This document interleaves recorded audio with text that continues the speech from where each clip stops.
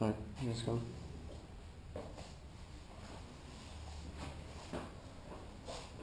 Hello everybody, I would like you to welcome you to the project Alpha Seed. It all starts on many parameters. Basically what we're talking about, the end of the world 2012 case scenarios. But it could also go further up, 2012, any other case scenario in which there is a nuclear war or a world that will become unstable by the circumstances of an economical collapse or any other above. We're talking about nuclear shelters and we're talking about shelters. Now most shelters in the planet, as we all know, are built in land.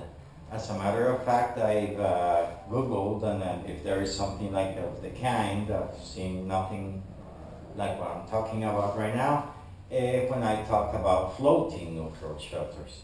Not shelters in land, but shelters in the water. As you can see from the picture right behind me, that would be one case scenario. Floating shelter, floating in the water. Nuclear shelter because radiation does not penetrate it. Now, you will come and say, why do you want to have a nuclear shelter floating in the water instead of having one in land, like we all know we have, and most of the nations in the world would, and do have. And we know that the world has been covered by a series of tsunamis, deluges, or whatever you want to call it, floods, gigantic floods that could destroy any sort of trace of civilization as such by the power of these huge, massive tidal waves. Now we all know that our world is made out of water. And like a swimming pool, if you throw a piano inside of the swimming pool at a certain speed, the water would just splash out. Now, if something hits our planet from space or whatever, and one of those oceans gets hit, the water the tidal wave that would come out of that impact would go above the highest peaks in the world. There's many explanations about having found fossilized fish on top of the highest peaks in the world. I would say those fish were there and there was water above those peaks at a certain time in history. Now, how long it stayed there? Just but it might be different. But let's get directly to the idea. A massive tidal wave hits this planet, and the tidal wave that goes above the poles, above the highest peaks of the world, before it accommodates itself back in where the oceans used to be. Now, the tidal wave of that magnitude would definitely melt the poles. And as it goes back where it was, it would carry huge amounts of debris from all the continents it surpassed. So it would grab from animals to hills, to rocks, to buildings, to light poles, to boats. Anything that huge tidal wave grabs is going to destroy it. Now, most of the structures, so we will be talking about what floats in the ocean. Now, we as humans have many things floating in the oceans, like rifts, and we have giant vessels, aircraft carriers, and so forth. But isn't it funny that most of our vessels, if not all of them, just hit a tiny little bit of ice and sink, like the Titanic and so forth? Why don't we have vessels that if they hit something would not bounce? Now, as we know, in Mars, we have used technology that can do something like that. In Mars, the technology, the name of the technology is Vectran. Vectran is airbags that they've used in Mars for soft landings. You could find this Vectran airbags being responsible for the soft landing of Pathfinder, Mars, July 4th, 1997, and also being responsible for the landing of Spirit on January 2004, in January 2004, and it was absorbed by Vectran airbags. So Vectran is lightweight and strong, and is particularly suitable for high impacts to our spheres. Now, another question, you might just bring questions as we go along, and you ask me a question, why a sphere? Why is not a cruise liner being made out of Vectran? I don't know, but I'll tell you that a sphere is a magnificent structure. Planets are made out of this, and made in this form. So you throw a sphere in a swimming pool, and the sphere is floating, and the sphere hits the edge and we just bounce back. A massive earthquake would happen and the sphere would just float. Nothing happens to it. Okay, you talk about a massive tidal wave would carry the sphere against the mountain, like this ball would be floating in a swimming pool, and it would just simply bounce back. Now, this plastic ball, if I throw it in a swimming pool, you try to hit it with all your might, hit it, and you would not destroy it, because it's floating in water. Now, same idea we have here for a floating nuclear shelter made out of material I've been talking to you about, this Vectran. But there we have other materials. Vectran is an amazing material they've used for Mars. It's a lightweight and strong, and it's particularly suitable for what we're trying to build floating in the ocean. Radiation doesn't penetrate it. Vectran is a liquid crystal polymer derived from polyester chemistry. Because of its LCP polymer, it's a crystal structure in a melted state, and a crystal orientation is retained when the polymer is converted to a fiber form. The result of this fiber, with an extremely high strength modulus, and is resistant to flex, fatigue, and chemical attack. Now, Vectran is proven even to be good for high impacts, including ballistic proof of it. You could just find more about the material in the web. I will not go that much into it, but what we're trying to say here is a material that would bounce off in. Now, my main concern, as I was saying, is not about the sphere bouncing against a mountain or a piece of ice. My concern is the tidal wave carrying humongous amount of debris that would puncture or destroy any floating vessel that would hit. That means submarines, aircraft carriers would capsize at the amount of the massiveness of this wave, plus the debris it would carry. Same as most vessels that we have floating in the ocean. Now, as I come back, the material, we have materials like this. We already should have other materials. Cruise liners and all the floating structures we have should be safer made out of something like this instead of something that sinks. The structure, besides being made out of this, the airbags, as you can see this ball, we can imagine it's an airbag. It would pop and inflate in each one of these areas. These airbags are inflatable and deflatable. That means that in a certain moment when we announce a collision, they can be inflated to a higher extent, even to withstand all the impacts around it. Then they get deflated as they retract from the impact zone. Now,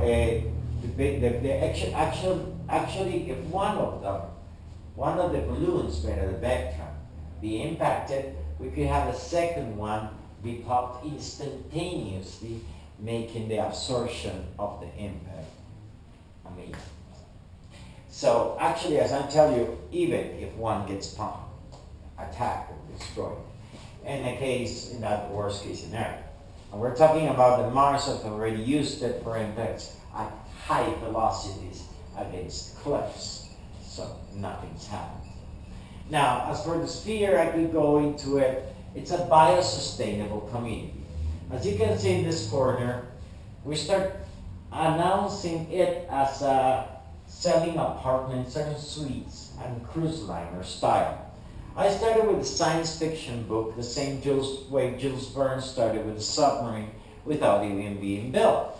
We can build the structure, so The idea of creating a website and creating the Facebook and having the email, which is alphaseedshelter@gmail.com, or you just get into a Facebook and type Alpha Seed, and that's the first name, and Shelter is the last name, and you will get into it.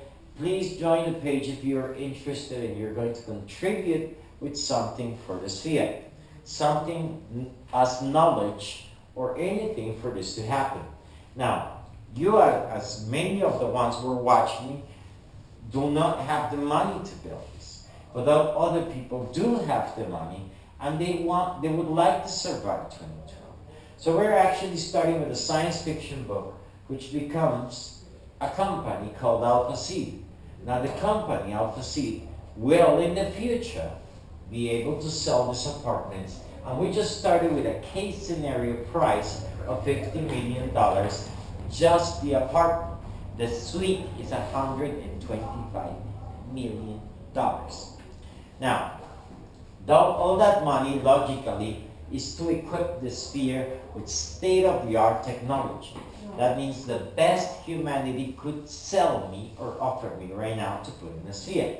That means the best navigational equipment, the best computerized system, the best of everything we've got on the planet. Now, in order to put best in the planet inside the sphere, I have to sell the apartments at a very high price, because we're guaranteeing the sphere is going to make it, correct? And money should not be a factor here. So Alpha Seed, we sell apartments and suites, cruise liner style. That means look at the best cruise liner you have in the world, and that's the lower hull you see here. It's like a bowl-shaped cruise liner.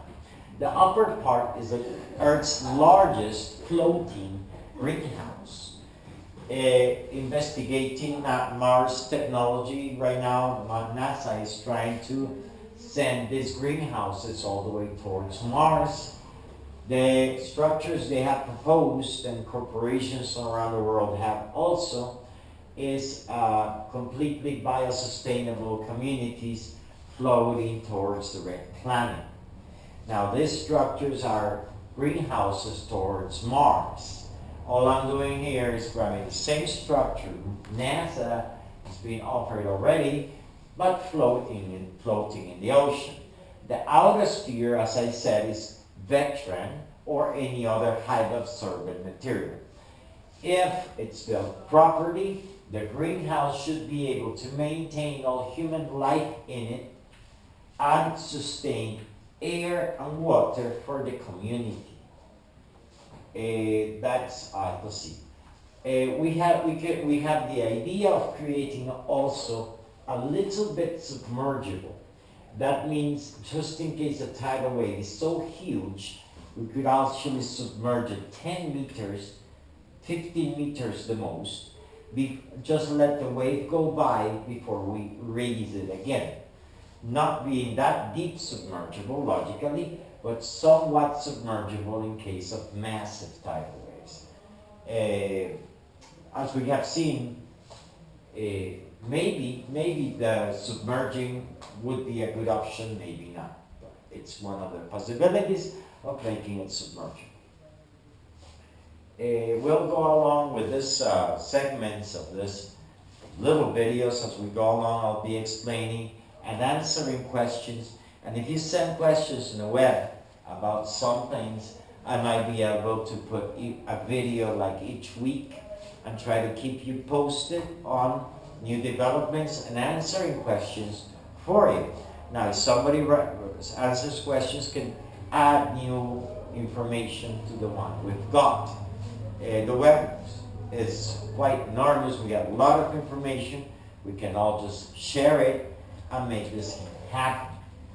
Alpha Seed, it's not about making money. It's that expensive because we want it to have the best to make it. In order, in today's world, to have the best for a vehicle or any vessel, you have to use money. Logically, that's when Alpha Seed becomes a corporation that would sell these apartments or suites and whatever in order to finance the greatest technology in the sphere. we would have the best seed bank in the world. There's one already in Europe, and we will be number 2. But the only floating one in the world in which all the seeds of all the plants in the world would be stored inside an alpha seed. I know one of the questions that's going to come in the web is about the animals, about the other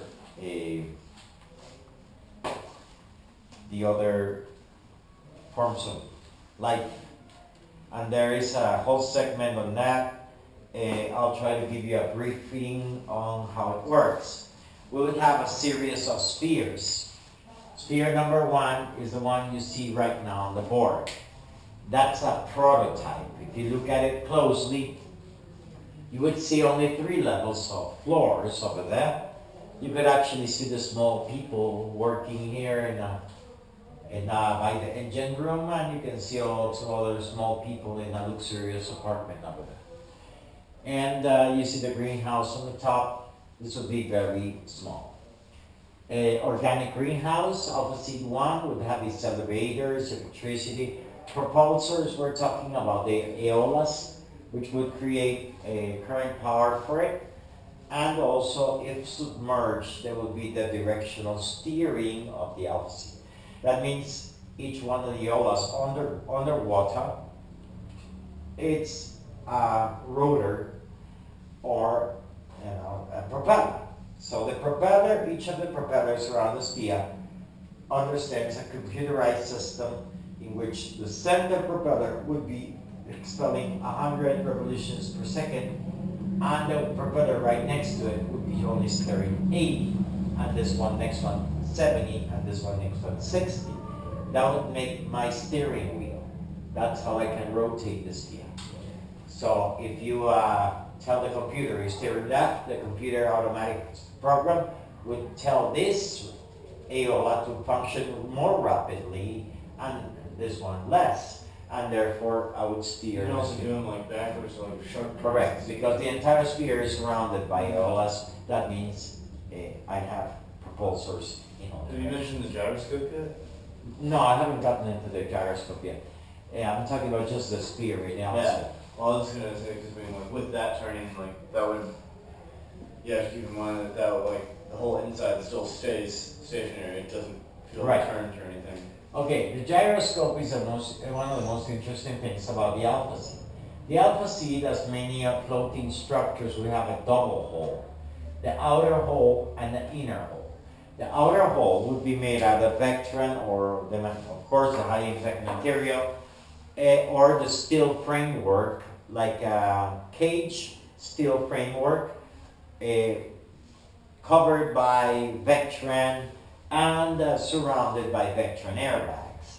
That means the beam would have the Vectran material, so the impact, even if the impact is on the beam and not on the airbag, which we hope will never happen, it will be hitting Vectran before it hits steel. So you have to break the Vectran before you break the steel bar. Okay. That will make it quite resistant. And that's the impact. As we were talking about the outer hull and the inner hull are independent in a way that they work as a gyroscope. A gyroscope is a device. Everybody, if you're not familiar, I'll repeat what a gyroscope is for general knowledge. Gyroscope. It's an apparatus consisting of a rotating wheel so mounted that its axis can turn freely in a certain or all directions, and is capable of maintaining the same absolute direction in space in spite of movement of the mountains and surrounding parts. It is based on the principle that a body rotating steadily about an axis will tend to resist change in direction of the axis, and it is used to maintain the equilibrium of airplanes and ships. Therefore, in our case, the whole sphere is a gyroscope. If you look at the gyroscope in this picture, we would see the sphere actually shifted or tilted. Meanwhile, the rest of the platform stays in a upright, stable position. Logically, an impact like that would be of a massive tidal wave that would capsize an aircraft carrier, but in our case scenario, when it hits the structure, it only moves the outer structure without having any movement in the interstructure sensed as such or as heavily as anything else in the world. After a tidal wave, that impact, there was nothing that would stand it on Earth. You're talking about surpassing massive continents. Our sphere could be dragged by one of these oceans at hundreds of miles per hour at an incredible speed before stopping. The sphere will hit the first thing in the huge massive tidal wave, and the airbags will be fully inflated inside the structure, where you will feel practically nothing except a few movements in and about, and of course will be in emergency stations at such case scenario. That's about the outer hull. As I was saying, there's a couple of, the outer hull, as it rotates, we have two holes now, and you have in the center the gyroscope. The gyroscope has one hole and the other. The one in the center is stable, the other one moves and revolves about. We also create a wave friction, and the wave friction creates electricity, which in sense is stored into gigantic